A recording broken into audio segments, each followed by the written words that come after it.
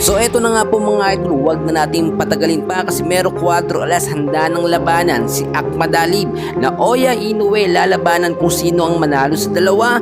Bago yan kaibigan, huwag niyo po munang kakalimutan i-like at i-subscribe ang ating channel. Maraming salamat po. Well mga kaibigan, as of the moment mga kaibigan, sa ngayon ay tuloy-tuloy po ang paghahanda or pag-iensayo ng ating pambato na si Casimero Cuadro Alas.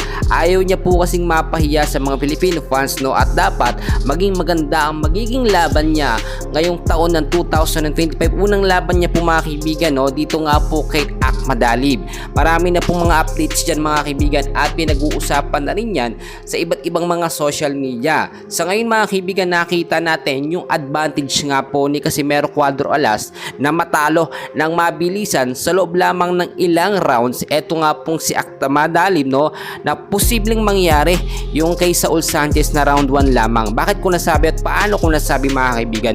Tignan nyo mabuti, hindi ganoon kalakasan itong si Ahmad Alib. Dati yan dahil nga po tinalo ni Marlon Tapales etong si Ahmad Alib. Samantalang kung titignan nyo ang performance ni Marlon Tapales at ni Casimero, lamang na lamang talaga at mas malakas at mas magaling etong si Casimero Cuadro Alas kung ikukumpara natin kay Marlon Tapales. Kaya naman yung chance na matalo ni Casimero sa loob lamang ng isa hanggang round 5 etong si Ahmad Alib ay malaki po talaga ang tsansa. Well, nakakuha rin tayo ng update na kung saan nga po etong si Oya Inoue ay may pahamon pa kung sino nga daw po ang manalo sa dalawa, si Ahmad Alib or si Casimero Cuadro Alas, ay handa niya daw pong labanan. Well, siyempre nagdududa tayo sa mga sinasabi ng kampo ni Inoue dahil sila ay puro hanggang salita lamang. Pero kapag si Casimero Cuadro Alas ang nanalo, hindi naman sila nagpapakita at hindi sila nagbibigay ng updates, at ay naman nilang kumasa sa ating pambato na si Casimero.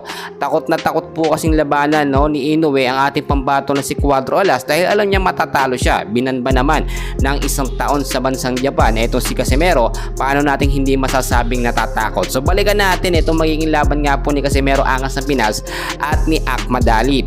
Sa ngayon mga kaibigan, kung titignan nyo sa full performance nga po ni Casimero Cuadro Alas, meron lamang siyang 4 na talo at hindi na po yung madadagdagan mga kaibigan. Kahit sabihin natin na medyo nagkakaedad na itong si Casimero Cuadro Alas, pero yung stamina po niya ay hindi nagbabago. Talagang numbers lang. Ito nga pong edad ni Angas ng Pinas, pero yung performance niya solid na solid pa rin po.